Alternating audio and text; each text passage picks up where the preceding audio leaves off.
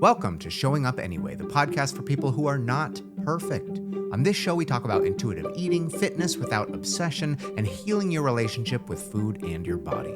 Hi, everyone. Welcome back. It's episode 7 of Showing Up Anyway, and look who showed up. You did, and I'm here too. My name's Coach Adam, and last week, we talked a lot about fullness and how hard it can be to listen to your body after years of ignoring it.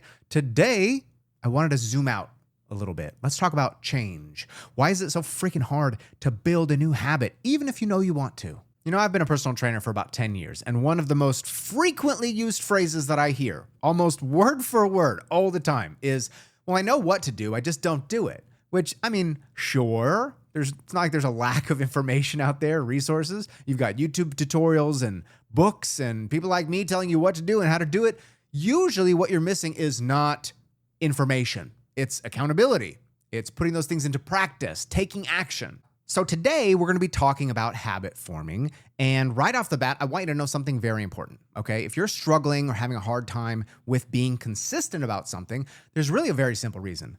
Your brain is just doing what it's used to. It doesn't like new things. And for whatever reason, in the past, you developed the habits you currently have. And once you have those habits, they're really hard to change. Notice I said change and not break. That's going to be important later. So yeah, today we're going to be talking about why forming new healthy habits is so difficult, what makes change feel impossible sometimes, and what you can actually do to start showing up a little bit differently with less shame, more compassion, and way more sustainability. A habit is something you do over and over again, okay? So often that it starts to feel automatic, like brushing your teeth or checking your phone first thing in the morning, okay? You probably don't think about doing it, you just do it. Habits usually follow a pattern. Something triggers the behavior. That's the cue, okay? Something like the time of day or a feeling or seeing something. And then you do the action. That's the routine. And then you get something out of it. That's a reward. For example, you feel tired in the afternoon. That's a cue. So you grab a sugary snack. That's a routine. And then it gives you a little energy boost or some comfort. That's the reward. Got it? Your brain remembers that. And the next time you feel tired, it nudges you to do the same thing again. Do that thing often enough, and it becomes a habit loop. Cue, routine, reward. Eventually, you don't even have to think about it. It just happens. And that's the thing. Habits are your brain's way of being efficient. Once something is a habit, your brain runs almost on autopilot, which makes it so we don't have to consciously think about every little action throughout the day. For example, I'll bet there's been many times, especially if you commute to the same job for years, that your mind has been somewhere completely different while driving, and then before you know it, you're pulling into your work parking lot, okay? The habit is being formed. The habit you formed of making that drive for years and years has allowed you to do it without even thinking about it. But here's the kicker. You ready? Your brain does not care if it's a helpful habit or harmful one. If it gives you a reward, like relief, comfort, or even just a little distraction, it is going to keep wiring it in. That's why unhealthy behaviors can become strong habits too, like snacking when you're bored, or scrolling late at night, or sleeping in instead of getting up and working out in the morning. Those things can become just as locked in as brushing your teeth. So yes, some habits are helpful and useful, but sometimes they can be detrimental, especially when they've been reinforced over time. And that's what makes changing them or building new ones so tricky. So if habits are supposed to be automatic, why is it so freaking hard to start a new one, or at least change an old one? Well, it turns out there's some really valid reasons. And like I said, it's not because you're lazy or unmotivated, okay? A lot of it comes down to how our brains are wired and how behavior change actually works. First thing you got to know is your brain's autopilot resists change. The habits that you form are stored in a group of structures in your brain called the basal ganglia. And some of those structures, and you have to forgive me, I am not a neuroscientist, okay?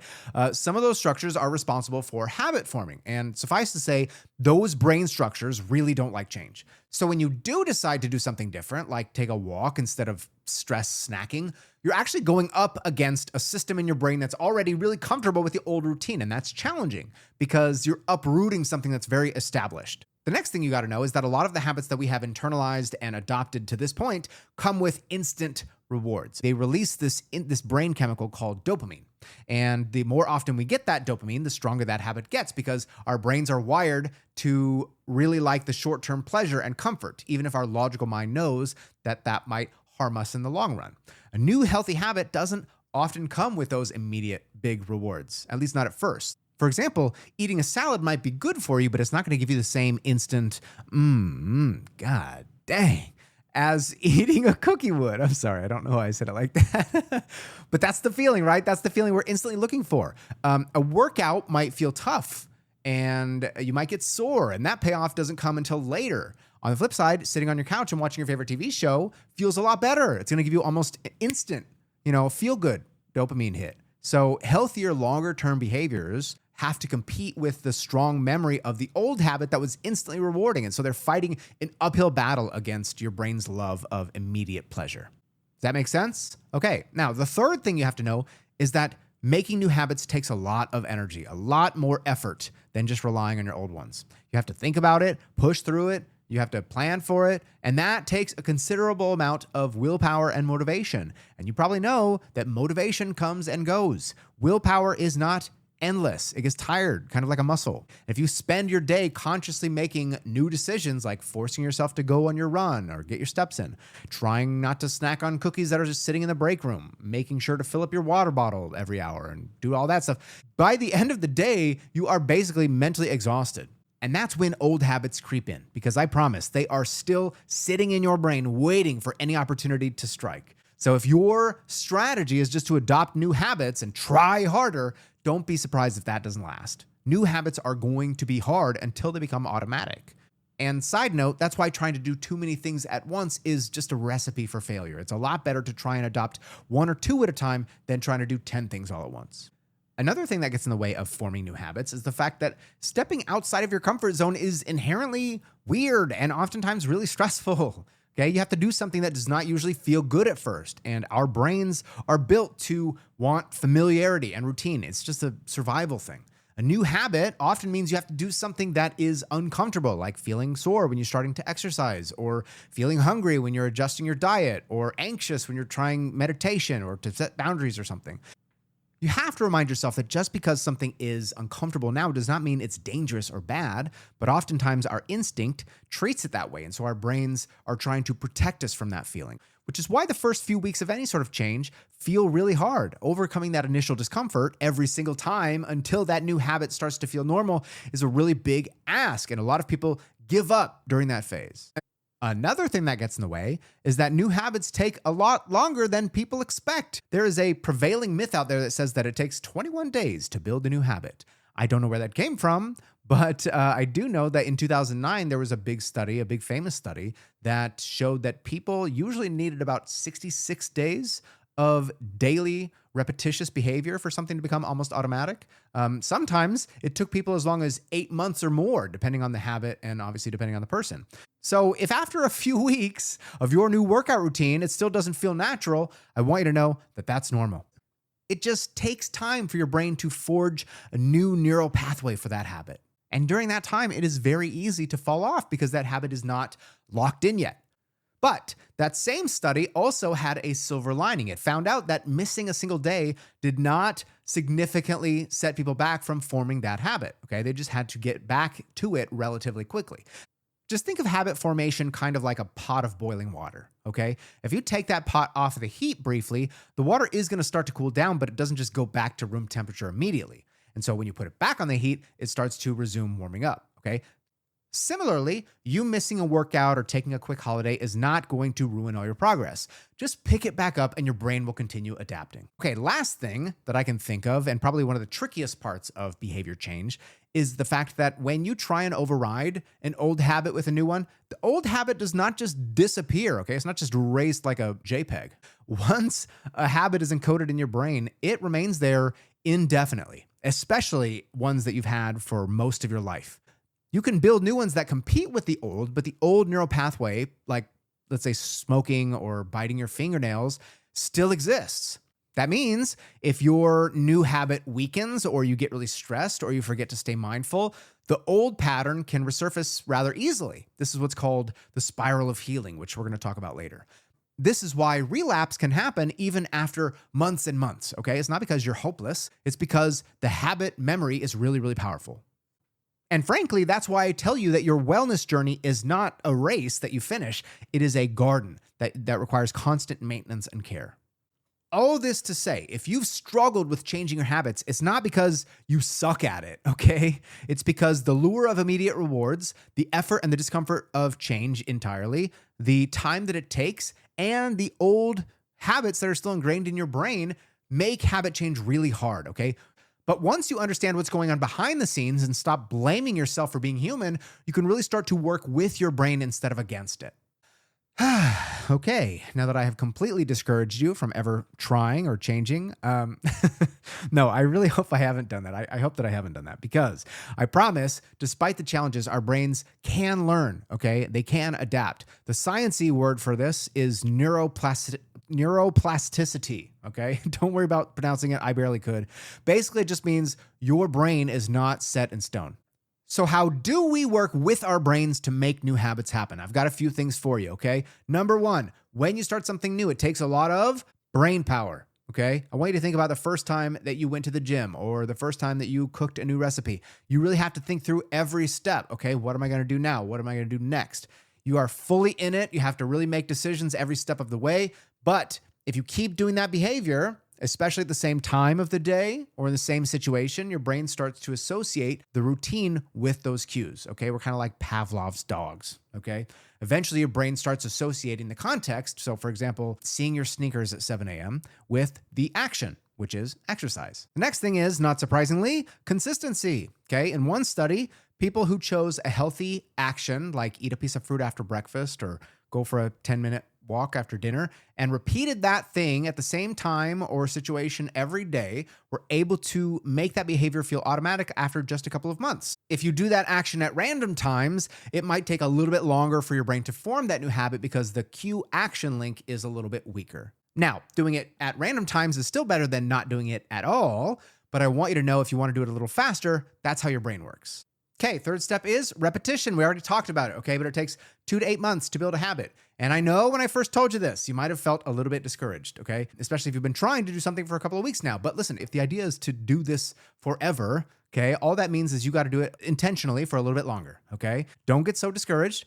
Take it as a challenge, because once that habit locks in, it's going to take a lot less energy to keep it going. Okay, so brain power, consistency, repetition. Next is reward. Your brain loves rewards. That's how most habits are built in the first place. So if you're trying to build a new habit, try giving yourself a small reward after you do it. Maybe you listen to your favorite podcast only when you go for a walk, or you check off a little box on a tracker. Over time, those intrinsic rewards will also kick in, okay? You're going to start to enjoy the run themselves and the results, but in the early phase, give your brain some dopamine. Okay, there's a habit researcher, her name is Dr. Wendy Wood, who says that it is really, really important to associate a new habit with short-term rewards because our brains are biased towards the here and now. If the only reward is a distant goal, like I'll lose 20 pounds in 6 months, your brain is not going to be motivated enough day to day. So find something that makes that habit immediately satisfying, even if it's in a small way. Last thing we need is to make it easier to do and harder not to do. This one's big, okay? The more obstacles that there are, the less likely you are to do the thing, okay? It's a psychology concept called friction. Friction refers to any obstacles or barriers or inconveniences that make an action a little bit less likely. If something is even a little bit of a hassle, we're less likely to do it, especially when we're tired or we're not motivated. One study found, for instance, that people who lived closer to a gym were a lot more likely to go exercise than people who lived further away. Distance was friction. If you want to leverage this, set up your environment or your routine to minimize the barriers, okay?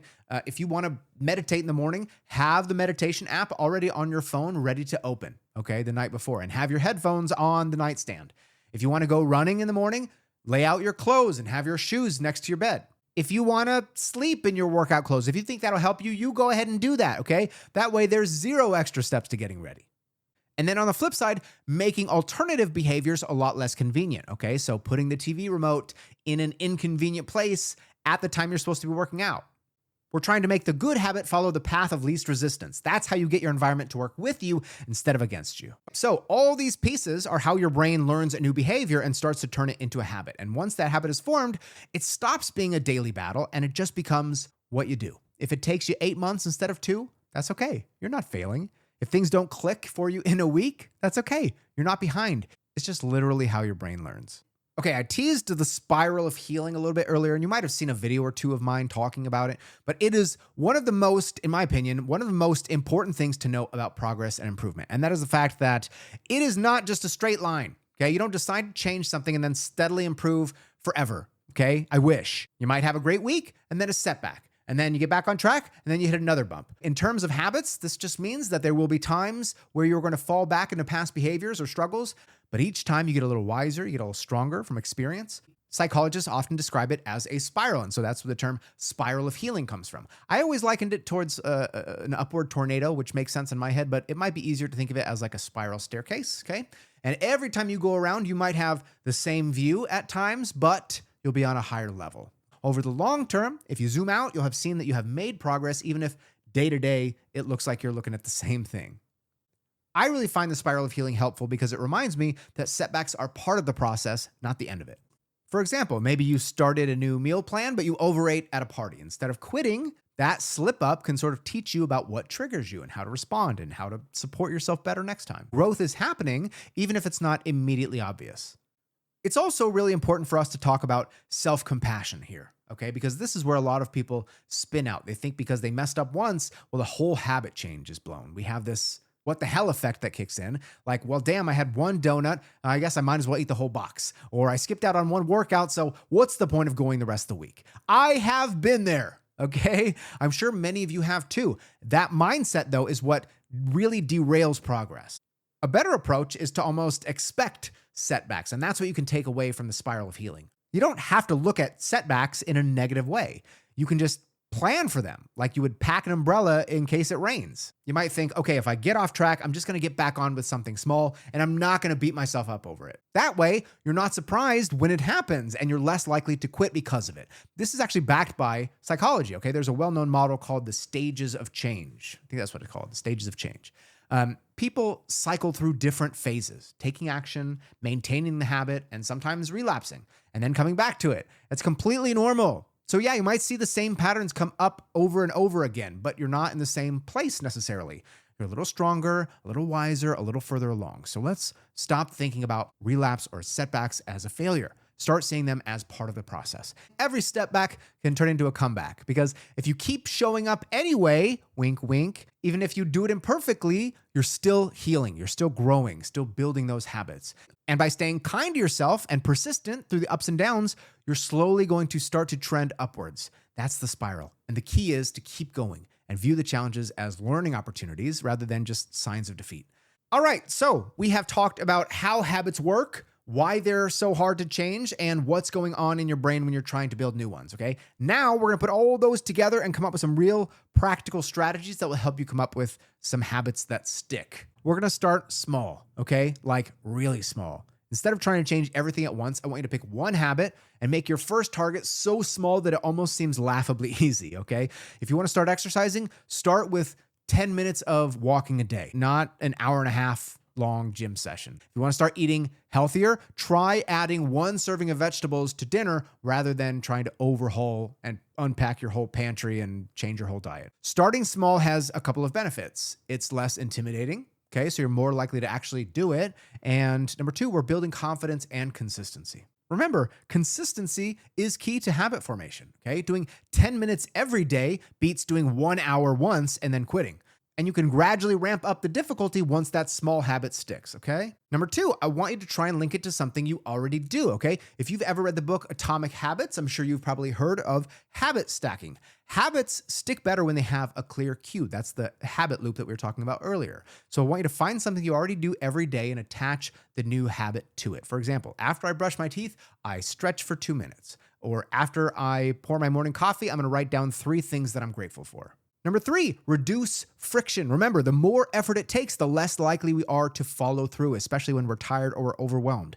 So lay out your workout clothes the night before, keep your water bottle on your desk, chop veggies ahead of time, reduce the friction, remove the excuses, okay? Engineer your environment for success. Number 4, add some sort of immediate reward. We talked about this one too, but remember, your brain loves immediate rewards. So go get some gold star stickers for your planner or something. If the habit isn't inherently fun at first, I want you to try and pair it with something that makes it that way. Associate those good feelings with the habit. That positive feedback keeps the habit going even when you don't feel motivated. Next, you got to know that no matter how well you plan, life happens. There's going to be days where you just can't do the habit. If you have a problem with that, go back to episode 1 if you need a reminder about being imperfect, okay? Expecting occasional lapses will help normalize them. That's part of the spiral of healing we talked about. The crucial thing is that you just resume them as soon as you can, okay? The habit is not broken unless you stop trying entirely. And after you do slip up, do your best to avoid negative self-talk and practice self-compassion instead. Keep my voice in your head if you need to. I'd tell you it's okay that you missed a day. Let's figure out what we can learn from this, and let's try again tomorrow. Keep the focus on your long-term progress, not your one-day performance. Number 6, I want you to tell yourself, this is who I am now. Another thing that I picked up from James Clear's book, Atomic Habits, is the idea of becoming identity-focused instead of just results-focused. If you were trying to quit smoking, for example, you wouldn't say, I'm trying to quit. You'd say, I'm not a smoker. Instead of, I'm trying to exercise more, you would tell yourself, I'm someone who values fitness. I'm a runner, even if you're just starting. If you identify as a nutritious eater, you're more likely to act that way consistently. There's also an analogy he makes in that book that says that every small habit repetition that you do is a vote for the kind of person you want to be, either the new person or the old person. Now, the good news is it doesn't have to be unanimous, okay? We're just looking for the majority. It doesn't need to be perfect. But over time, your identity sort of shifts and doing the habit just becomes natural. It's part of who you are, what you do. Of course, this doesn't happen overnight, but starting to speak and think about yourself in the new light can really have a motivating effect, especially just subconsciously. Okay, last thing, I want you to find some support and accountability. You do not have to do this whole thing solo. Find an accountability buddy with a similar goal to yours that you can check on each other after you do it. Join a yoga class or a walking group. Text your spouse or a friend when you complete that habit. Hire me as a personal trainer, okay? But seriously, check the show notes if you want to do that. Part of my coaching program is on top of one-on-one coaching, we also do group coaching. We also have a private Discord group where everyone can share and learn and get support from each other because having community is so important. Having people to check in with you and hold you accountable really can increase your commitment. By doing that, we create accountability outside of our own minds. And then the great thing is that when you hit milestones, you can celebrate with your support network. Positive social reinforcement is a really powerful reward. Okay, I know that I gave you a lot of information, but I feel strongly that if you use these strategies, you're giving yourself a real shot at lasting change. It's not going to happen overnight, okay? And it definitely won't happen perfectly, but with consistency, some thoughtful planning, and a forgiving and flexible mindset, you can build habits that truly stick. We might have to outsmart our short-term impulses along the way, but it is doable. You don't need a perfect plan. You need a repeatable one that works even on your hardest days, one that you can practice so that it becomes a part of you.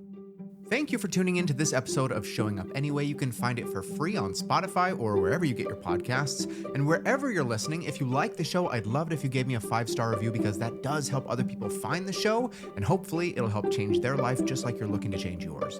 If you're listening on Spotify, though, you can follow me and tap the bell icon so you get notifications when new episodes come out. I'm Coach Adam. Remember, when things get challenging, keep showing up anyway.